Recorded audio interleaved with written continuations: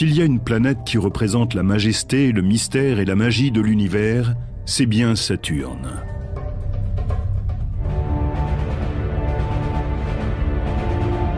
Elle ne laisse personne indifférent.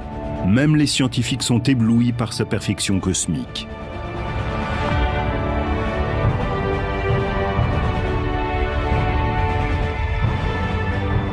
Il faut reconnaître que Saturne est la plus belle chose qui soit.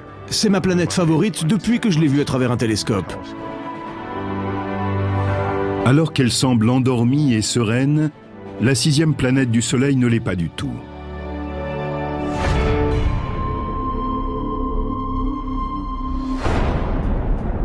Saturne est un concentré d'énergie, dont la beauté vient des profondeurs. Saturne est absolument glacial. Personne ne veut y aller parce qu'on ne peut pas s'y poser. Donc on tomberait, mais en plus, on y gèlerait instantanément. Saturne est un amas d'hydrogène et d'hélium, déformé par la rotation autour de son axe.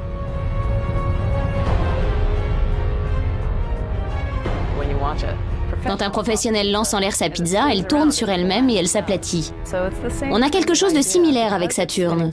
Il tourne si rapidement sur lui-même qu'il s'écrase, en gardant une bosse au milieu. On appelle cette forme une ellipsoïde aplatie.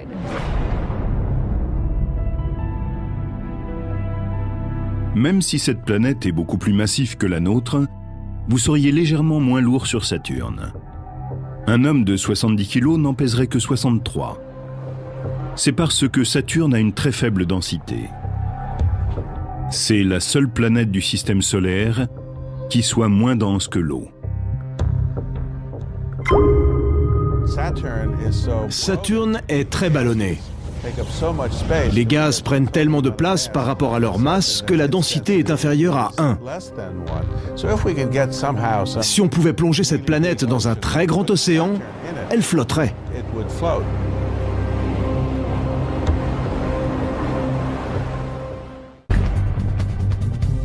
C'est la 2e plus grande planète de notre système solaire, un géant de gaz. Elle possède une masse d'hydrogène et d'hélium 750 fois plus grande que la Terre. Le jour y dure 10h,6. Il lui faut 29 ans et demi pour faire le tour du Soleil. Enfin, on lui connaît 48 lunes.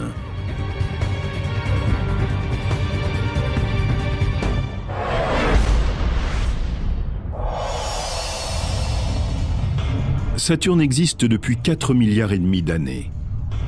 Elle s'est constituée en agrégeant des particules de poussière de carbone entre elles, qui ont formé un noyau rocheux de plusieurs fois la taille de la Terre. Ensuite, elle a été en mesure d'attirer des gaz comme l'hydrogène et l'hélium, qui se sont effondrés sous l'effet de la gravité. Quand les éléments ont commencé à s'effondrer, ce nuage s'est comprimé et il a commencé à tourner plus vite, mais sur un seul axe. Comme sur les autres axes, il ne tournait pas, il s'est effondré sous l'effet de la force gravitationnelle. Cela s'appelle la conservation de moments angulaires, un principe qu'on peut observer sur une patinoire. Si un patineur déplie ses bras, il va ralentir, et s'il les replie, il sera plus proche de l'axe de rotation et tournera plus vite.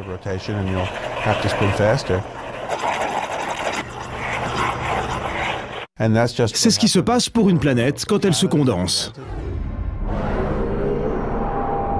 Saturne, pendant sa rotation, est sorti de ce disque qui s'est condensé.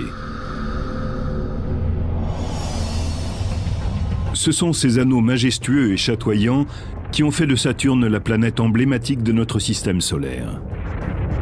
Ils sont immenses et mesurent 278 000 km de diamètre, soit 21 fois celui de la Terre. Une fusée lancée à grande vitesse mettrait 2 jours pour aller d'un côté à l'autre de ces anneaux. Ils sont immenses. Et ils sont aussi extrêmement minces. Ils ne mesurent que 20 mètres d'épaisseur. De côté, ils disparaissent quasiment.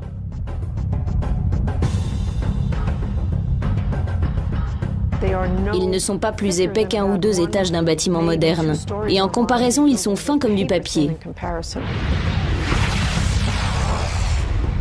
Ces anneaux semblent être des disques solides, mais ils sont en fait composés de milliards de débris spatiaux.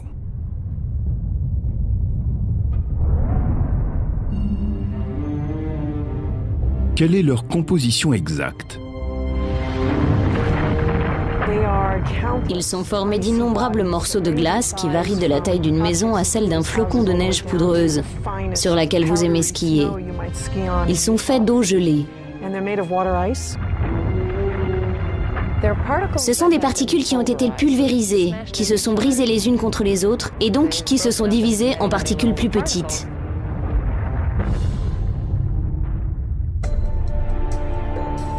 À l'intérieur de ces anneaux, c'est comme dans une ruche, il y en a partout, comme des abeilles groues dans un essaim. On ne peut pas faire traverser ces anneaux à un engin spatial. Et ces particules tournent très vite. Ils tournent autour de la planète à des vitesses qui vont de 33 000 à 65 000 km/h. L'anneau intérieur tourne plus vite que les anneaux extérieurs, et pour une raison précise. Selon la loi de Kepler, si vous êtes en orbite autour d'un objet, vous vous déplacerez vite en étant proche et plus lentement en vous en éloignant. Si une particule de la taille d'un grain de sable se déplaçant à une vitesse hypersonique heurtait un vaisseau spatial, elle aurait le même impact qu'une balle de fusil tirée à bout portant. Si vous sortiez des anneaux, tout serait beaucoup plus calme. Si vous vouliez faire une promenade autour de Saturne, il faudrait vous y prendre comme ça et non pas suivre les anneaux. La présence de ces anneaux est l'un des grands mystères de cette planète. Ils pourraient avoir été des lunes de Saturne, trop proches les unes des autres et qui seraient entrées en collision.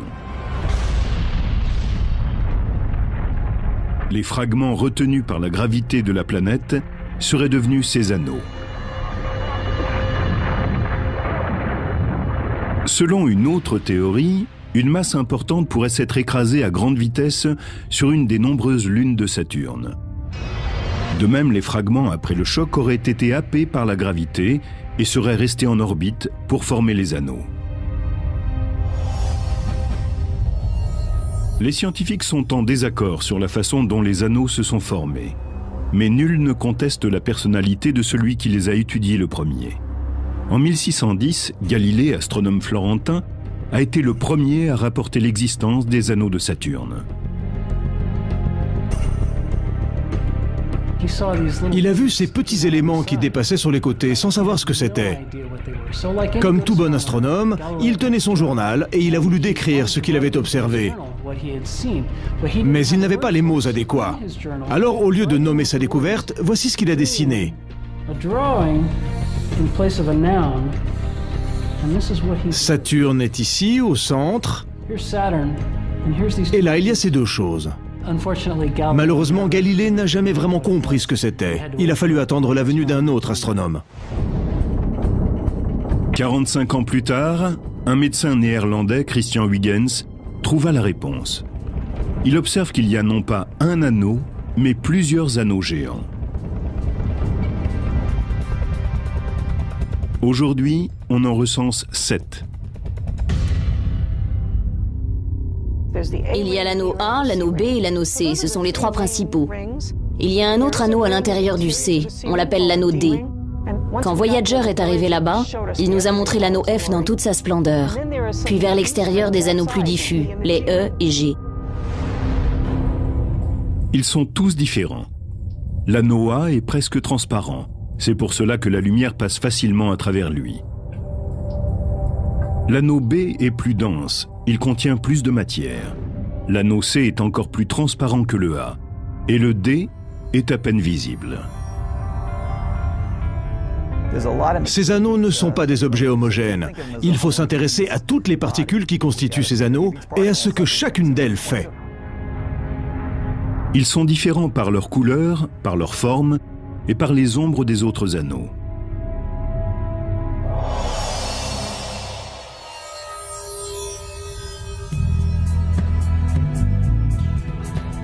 On ne peut pas les voir tous à cause du Soleil. Ils brillent comme notre Lune en réfléchissant la lumière du Soleil. On appelle ce phénomène un clair d'anneau. Imaginez que vous êtes sur le côté obscur de Saturne et que vous regardez le ciel complètement recouvert par les anneaux. Ils sont beaucoup plus lumineux que la pleine Lune vue de la Terre. Ils étincellent, ils brillent, parce qu'ils sont en grande partie constitués de particules de glace, matière qui réfléchit bien la lumière du Soleil. Pourtant, ces merveilles scintillantes de notre système solaire ne seront pas éternelles. Certains scientifiques se demandent quand elles disparaîtront.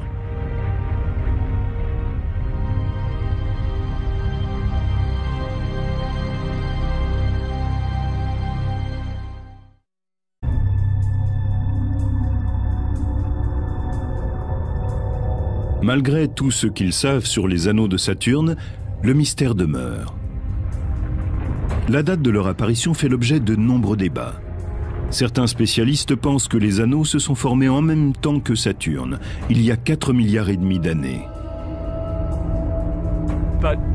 Nous ne comprenons pas ce qui assure la cohésion de ces anneaux.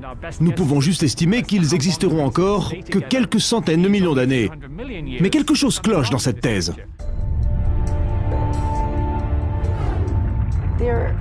Ils n'ont sans doute que quelques centaines de millions d'années. On arrive à cette conclusion en essayant d'estimer la vitesse de l'érosion due à la grêle de micrométéorites et de minuscules particules qui les percutent à grande vitesse, qui les ébrèchent et donc qui les usent.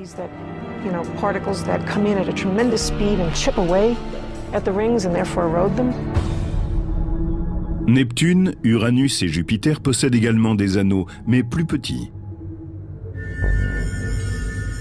Ceux de Saturne sont lumineux. Et pour de nombreux scientifiques, c'est parce qu'ils n'ont pas été longtemps exposés à l'érosion. Ils seraient relativement récents. L'érosion va-t-elle progressivement avoir raison des plus beaux atours de Saturne ?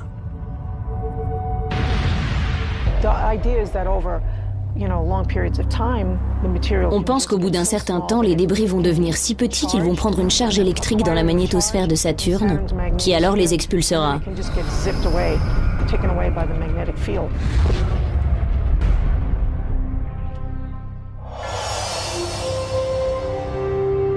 À moins qu'ils ne finissent par s'intégrer à Saturne.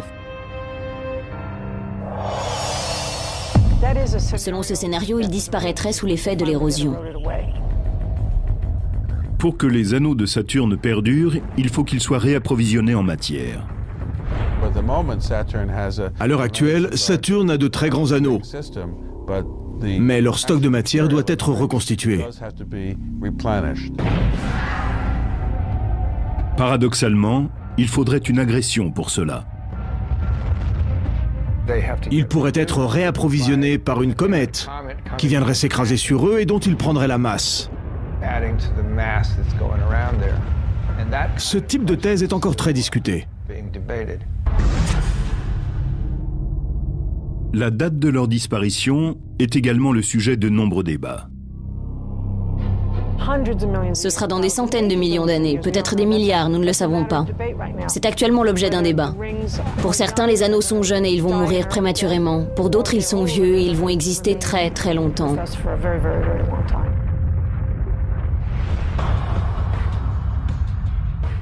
Les 48 lunes de Saturne sont des petits astres, appelés bergers, parce que leur gravité aide les anneaux à rester intacts en retenant les particules.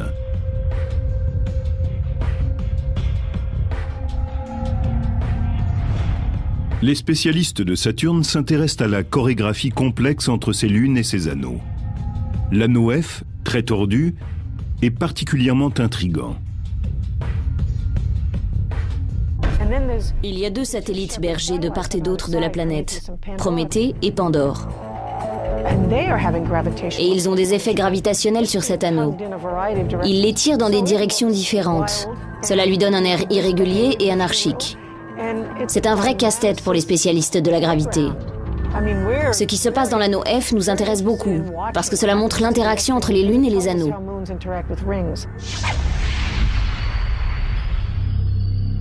Saturne fascinait déjà l'humanité 7 siècles avant Jésus-Christ. Les Assyriens avaient remarqué sa lueur, loin dans le ciel. Des centaines d'années plus tard, les Grecs lui donnent le nom de Chronos, dieu des récoltes, peut-être à cause de sa position dans le ciel pendant la saison des moissons.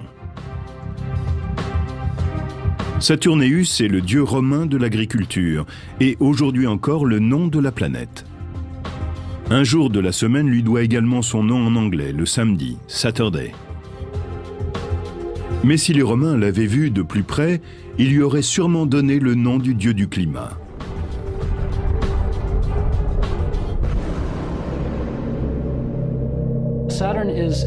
C'est un lieu sauvage en perpétuelle évolution. Mais à la différence de la Terre, où les choses évoluent tous les jours et même toutes les heures, les tempêtes sur Saturne peuvent durer des semaines, voire des mois. Tout y change à grande échelle, très lentement.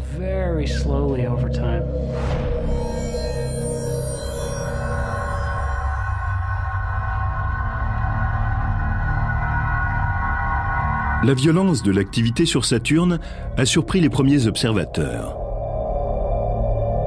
Pendant des siècles, la vision qu'on avait de la planète avait été troublée par une brume d'ammoniac. Aujourd'hui, les données qui nous arrivent par satellite sont en train de tout changer.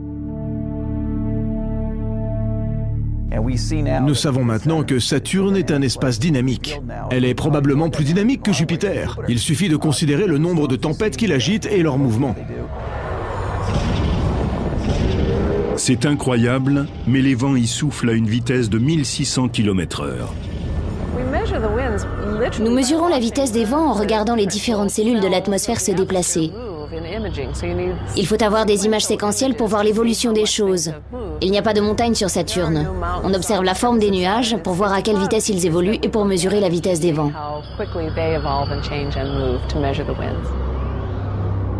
De récentes explorations ont montré l'existence d'autres phénomènes encore incompréhensibles. On voit des formes, des nuages, des tourbillons, de grands panaches comme sur Jupiter. Et on voit aussi ces tempêtes de forme ovale.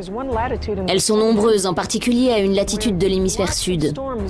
Elles glissent autour de cette bande. Nous en avons vu naître, nous en avons vu mourir en se résorbant. Des scientifiques ont surnommé cette région le boulevard des tempêtes, comme une région du Midwest américain aux conditions météorologiques violentes. Il y aurait aussi des éclairs sur Saturne. Mais personne ne les a vus. Il y a une raison technique à cela. Pour voir les éclairs, il faut aller du côté obscur. Car comme les éclairs ne sont guère brillants, il faut qu'ils fassent sombre. Or, le côté obscur de Saturne est très lumineux à cause des anneaux qui l'éclairent.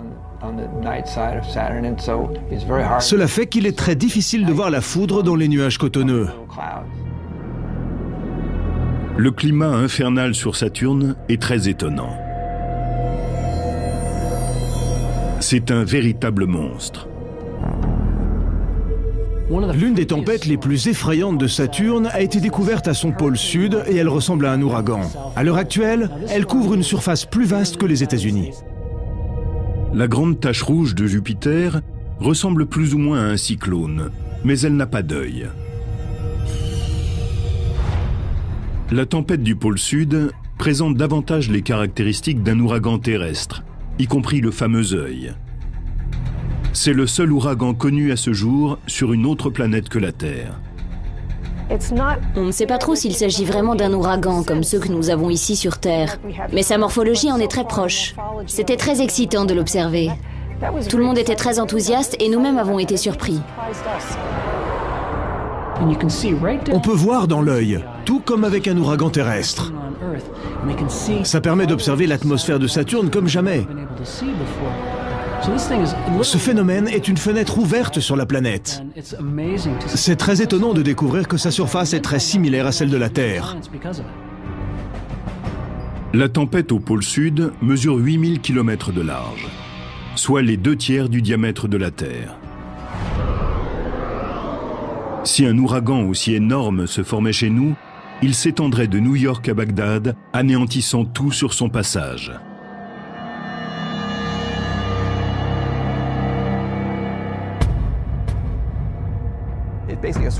C'est un tourbillon d'air centré autour de son œil et entouré par un mur de vent. On ne sait pas encore ce qui alimente cette tempête monstrueuse. Les vents sont plus forts sur Saturne que sur Terre, ce qui est une énigme parce qu'elle reçoit peu d'énergie du Soleil et en produit peu. L'ouragan se situe vers le pôle sud de Saturne, au lieu d'être dans la région équatoriale comme sur Terre. Début 2007, l'imagerie moderne a permis de révéler un aspect de Saturne qui a étonné les spécialistes.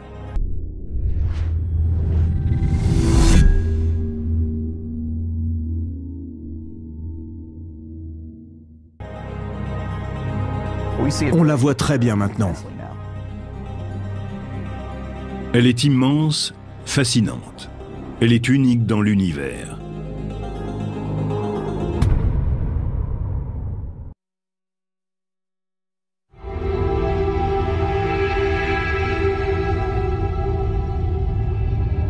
Saturne est la planète la plus étrange du système solaire. Et sa beauté rehausse son mystère. En 1979, le vaisseau spatial Voyager a révélé l'existence d'une forme parfaitement géométrique au pôle Nord. En octobre 2006, la sonde Cassini a constaté que cette forme était toujours là. C'est quelque chose de bizarre et qui reste là. Ça ne se déplace pas sur la planète. Il y a un hexagone sur le pôle, un polygone à 6 côtés qui l'entoure à environ 78 degrés de latitude nord. Et cela s'obstine à rester là.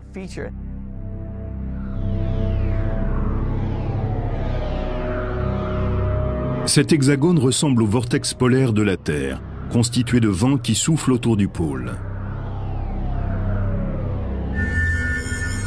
Le vortex de Saturne pourrait contenir 4 terres. Il perce la couche nuageuse sur 95 km d'épaisseur. Le plus bizarre, c'est que Voyager a vu un petit nuage qui filait à une centaine de mètres par seconde, ce qui vaut à 320 km à l'heure à l'intérieur de cette structure. On a pensé que c'était un élément temporaire. Comment peut-il se maintenir? Il est là au moins depuis 20 ans et on ignore toujours ce que c'est.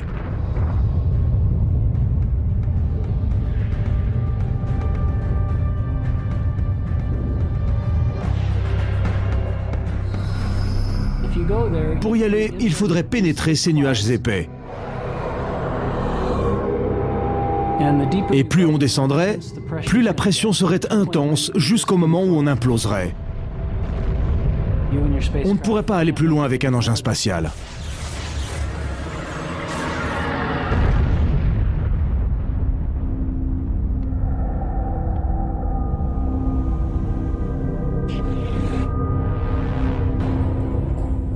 Pour l'instant, les voyages sur l'orbite de Saturne sont réservés aux engins spatiaux non habités. Mais on peut s'aventurer sur une des 48 lunes qui tournent autour de la planète. Ce qui nous intéresse, c'est de comprendre pourquoi les lunes se trouvent là et quelle est leur fonction. Nous sommes déjà allés sur l'une d'entre elles. Titan est la seule autre lune que la nôtre à avoir été explorée. Cet événement a été plus qu'important. Le 14 janvier 2005, la science-fiction est devenue réalité. Dans le cadre de la mission Cassini, la sonde sans pilote Huygens s'est posée sur la surface de la plus grande lune de Saturne. Titan est à la hauteur de son nom. Il fait la taille de Mercure. En fait, c'est la deuxième plus grande lune du système solaire. Elle est une demi-fois plus grande que notre lune.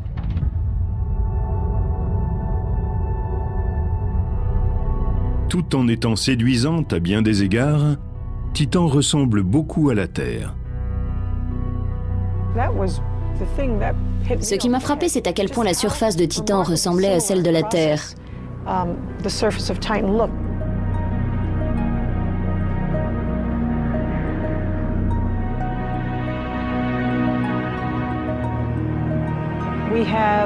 Il y a des rivières qui alimentent des lacs, il y a des vents.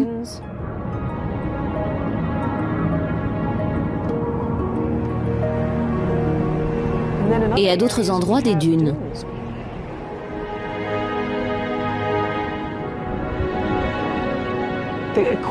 Sur la zone équatoriale de Titan, en tout cas du côté dont nous possédons des images radars, il y a des centaines et des centaines de kilomètres de dunes, de 100 mètres de haut, plusieurs kilomètres de large. C'est une vaste mer de dunes.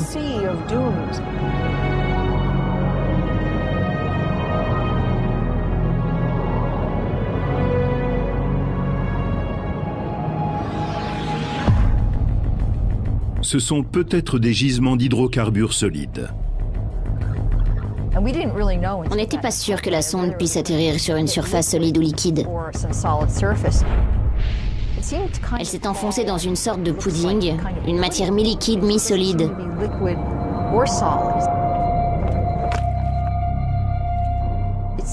On dirait que la surface de Titan est gluante. Ni terre, ni mer, mais quelque chose d'intermédiaire. C'est très étonnant.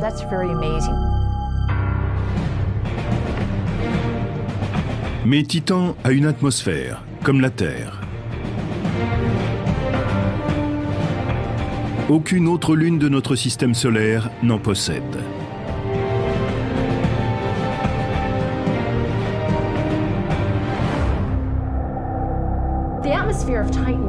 L'atmosphère de Titan est très épaisse et très massive.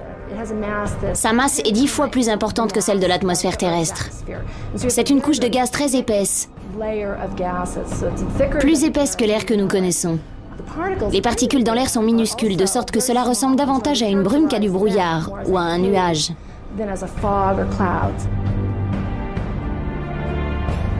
Cette brume mesure plus de 300 km d'épaisseur.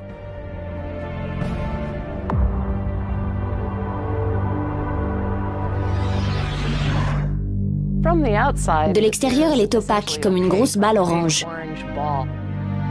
Mais quand la sonde Huygens est descendue dans l'atmosphère, celle-ci était assez transparente pour qu'on puisse observer, voir les caractéristiques de la surface. Ce n'est pas comme une journée de brouillard à Los Angeles. Ce n'est pas la couleur de l'atmosphère qui intrigue le plus les scientifiques, c'est sa composition. De l'azote et du méthane. Les mêmes gaz qui auraient composé l'atmosphère de la Terre au début. L'idée que l'atmosphère de Titan serait semblable à celle de la Terre à sa naissance il y a 4 milliards d'années nous ravit et nous intéresse beaucoup. C'est l'une des choses que nous étudions de près dans notre laboratoire. À l'Université du Colorado, le docteur Margaret Tolbert simule l'atmosphère de Titan dans son laboratoire. Celle-ci pourrait-elle contenir les ingrédients nécessaires à la vie? On essaie de simuler les réactions chimiques à l'intérieur de cette atmosphère qui est plus une brume, d'après moi. Nous avons ici une chambre de réaction et dedans de l'azote et du méthane, les deux composantes majeures de l'atmosphère de Titan. Nous mettons cela sous une lampe qui va simuler la lumière du soleil frappant l'atmosphère de Titan. C'est incroyable, mais l'expérience de Margaret Tolbert a montré que lorsque l'atmosphère de Titan est stimulée par la lumière, elle commence à produire des composés organiques. Pour les scientifiques qui cherchent les traces de vie hors de notre planète, cela est fascinant.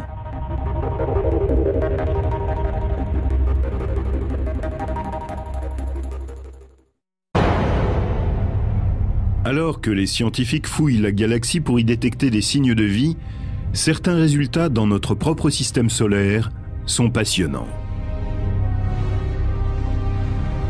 Titan, la lune de Saturne, semble rassembler les conditions requises.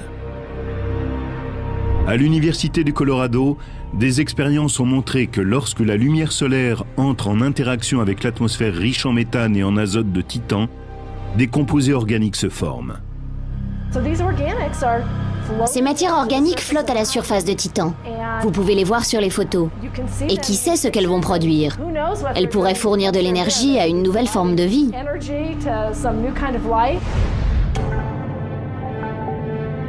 Il faudrait des recherches plus approfondies pour déterminer s'il y a vraiment de la vie sur Titan ou si elle pourrait s'y développer un jour. Bien que son atmosphère ressemble à celle de la Terre à ses débuts, l'environnement y est très différent. Il fait froid, 180 degrés au-dessous de zéro. Il n'y a pas d'eau liquide. Titan est donc très différente de la Terre primitive. Quelque chose a creusé les lits de rivières et de lacs dans le sol de Titan. Or, il n'y a pas d'eau liquide sur cette lune. Qu'est-ce qui peut bien couler sur ces terrains? Sur la Terre, les montagnes sont faites de roches, alors que les montagnes de Titan sont composées de méthane et d'eau gelée. Les rivières de Titan sont des rivières de méthane, alors que sur Terre, c'est de l'eau. On pense qu'il pleut du méthane liquide sur Titan, ou qu'il en pleuvait. Sur Titan, il fait tellement froid que le gaz est liquéfié et qu'il forme des rivières et des lacs. Tout ce terrain est raviné par des rivières de méthane.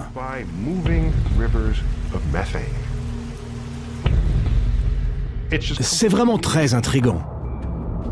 Le méthane est le principal composant du gaz naturel, du propane et du butane, qui sont des sources d'énergie. Il y a beaucoup d'hydrocarbures. Il y a de grandes quantités d'hydrocarbures légers sur Titan. Ils brûlent quand ils entrent en contact avec de l'oxygène. Il y a donc beaucoup d'énergie là-bas. Il y en aurait assez sur la surface de cette lune énorme pour subvenir à tous les besoins de la Terre pour très longtemps. Il y a d'énormes gisements de gaz naturel sur Titan.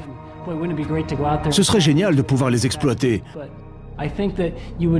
Mais cela reviendrait sans doute trop cher d'aller chercher ce méthane et de le ramener sur Terre. Il ne pourra jamais servir d'énergie ici. Titan est la plus grande lune de Saturne, mais l'une de ses plus petites pourrait être encore plus intéressante. C'est une boule de glace et de roches brillantes qui s'appelle Encelade. Elle est toute petite. Elle mesure environ 480 km, soit à peu près 1/8 de la taille de notre propre Lune. Et jusqu'à présent, on n'a jamais vu un si petit objet céleste présenter des signes d'activité. Ces signes d'activité ont été découverts en 2005 par Caroline Porco et son équipe d'imagerie de la mission Cassini. Une photo laisse penser que des sources jaillissent sur Encelade. Selon des membres de mon équipe, il s'agirait en fait de geysers qui résulteraient de la présence de poches d'eau liquide pas très éloignées de surface.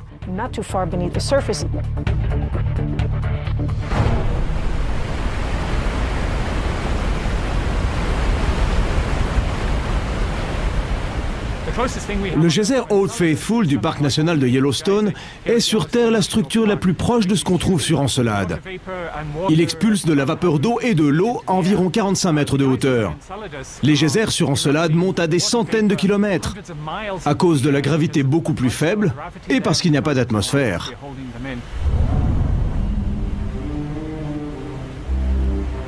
De nombreux geysers ont été découverts, tous dans l'hémisphère sud d'Encelade. Ils sortent de ces grandes fissures qui font environ 220 km de long et qui se répartissent sur une bande de 80 km de large.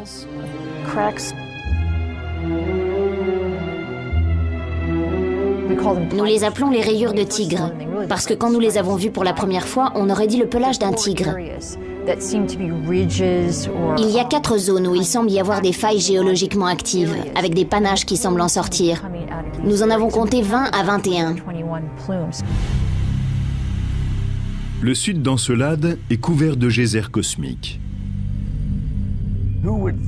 Qui aurait cru qu'une boule de glace de la taille du Texas présenterait des panaches et des geysers? C'est incroyable. Encelade est chauffée sur sa face intérieure par les marées de Saturne. La lune de la Terre attire les océans et les déforme, créant les marées qui nous sont familières. Mais sur Encelade, il y a l'attraction de Saturne. Et comme cette lune est en orbite autour d'elle, l'attraction change de direction et la glace grince et gémit. Ces frottements internes créent une forte chaleur issue de cette friction. On pense que c'est cela qui produit l'évaporation de l'eau qui s'échappe ensuite par ces fissures et qui produit les geysers que nous voyons. Mais il y a autre chose. Les éruptions d'Encelade ont permis de clarifier une théorie concernant un des anneaux de Saturne. Nous savions qu'il pouvait y avoir des geysers ou quelque chose venant de la surface qui lançait de la matière en orbite autour de Saturne et formait l'anneau E. L'anneau E est le plus éloigné de la planète. Il est à 120 000 km à peu près. Il se trouve qu'il est sur la même orbite, à la même distance de Saturne qu'Encelade. Il se peut qu'il doive son origine à Encelade. L'épaisseur de l'anneau E correspond à la taille des particules éjectées du pôle sud d'Encelade. Si ces geysers disparaissaient, l'anneau disparaîtrait aussi. En fin de compte, ces flux liquides laissent à penser qu'il y a de l'eau sur Encelade, et peut-être même autre chose.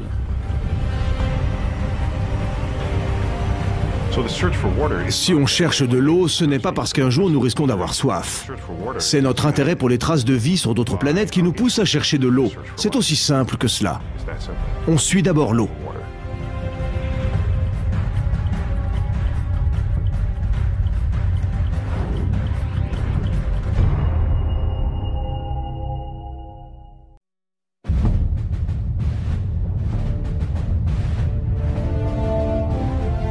Encelade, la lune de Saturne, est l'un des lieux les plus passionnants et les moins bien compris de notre système solaire.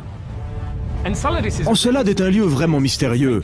Le plus étrange, et cela a retenu très vite notre attention, c'est qu'elle est très lumineuse. C'est l'objet le plus blanc du système solaire. Nous savons maintenant qu'elle est recouverte de neige fraîchement tombée, de la glace retombée de ces geysers de glace. Et cette glace intéresse tout particulièrement les scientifiques. Les perspectives sont fascinantes.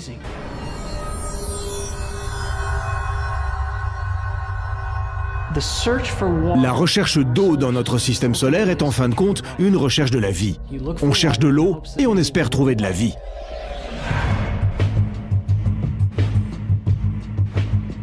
En raison de la présence de cette glace, certains experts pensent que les avancées sur la vie extraterrestre devraient commencer sur Encelade.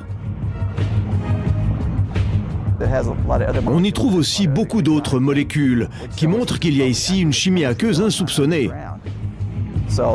Il y a toute une série de processus chimiques, comme des dissolutions, et peut-être aussi des processus biochimiques. Il faudra les voir. L'exploration planétaire est une sorte de Graal des temps modernes. Nous sommes partis à la recherche d'environnements où la vie pourrait avoir commencé, et nous sommes tombés sur cette lune. C'est passionnant. C'est pour cela que vivent les scientifiques. Nous connaissons la composition des gaz qui en sortent parce que la sonde les a traversés. Il y a du carbone, de l'azote et tous ces éléments nécessaires à la vie. On a aussi une source d'énergie, la chaleur issue des frottements et celle des marées internes. Elle est visible en surface. Tous ces éléments pour entretenir la vie sont présents dès l'instant où elle est née. C'est ce qui fait tout l'intérêt d'Encelade.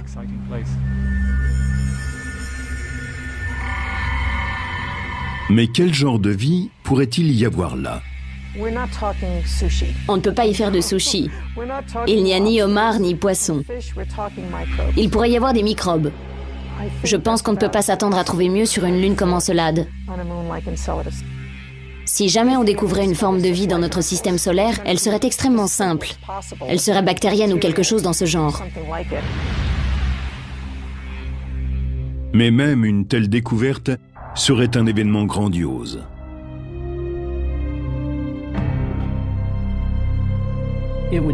Cela changerait tout ce que nous savons de notre système solaire, de l'univers et de nous-mêmes.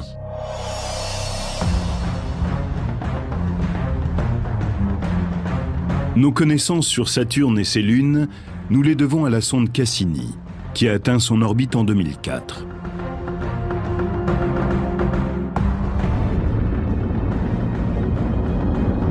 Elle est aujourd'hui quelque part entre les anneaux, les lunes et la planète elle-même. D'ici 2008, elle aura effectué 70 voyages autour de ce géant gazeux. Placer une sonde en orbite autour de la planète, avoir ainsi le temps d'observer un système et ses différents éléments sur une longue période, c'est la meilleure façon de procéder.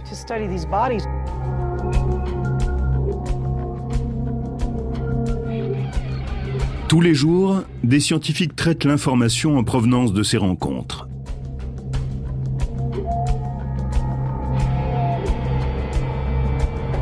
En plus de la caméra, il y a un radar qui envoie des ondes radio à travers les nuages et réceptionne l'écho de la surface pour obtenir une image. Il y a des spectromètres qui mesurent la composition de la planète et des dispositifs infrarouges pour en mesurer la température. C'est un engin spatial très complet.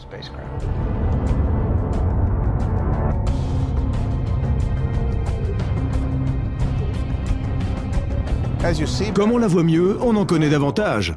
Je crois que c'est un yogi qui a dit qu'on en apprend beaucoup, simplement en regardant. Comparer ces informations à des phénomènes terrestres peut nous aider à expliquer les mystères de notre propre planète. Saturne est très différente de la Terre. Son diamètre est 8 à 9 fois supérieur. Son atmosphère, faite d'hydrogène, est complètement différente de la nôtre. Mais on y rencontre les mêmes phénomènes physiques. Les forces qui contrôlent les conditions météorologiques sur Saturne sont les mêmes que sur Terre. Il fait partie du système solaire et de notre histoire. Comprendre comment notre système solaire s'est formé, c'est aussi comprendre comment je suis arrivé ici. C'est comprendre la nature des autres planètes du système solaire qui sont comme nos voisins. Les nouvelles technologies de la mission Cassini nous apportent des images et des informations comme jamais auparavant. Quand la sonde Cassini arrivera sur Saturne, on pourra déchiffrer certains secrets.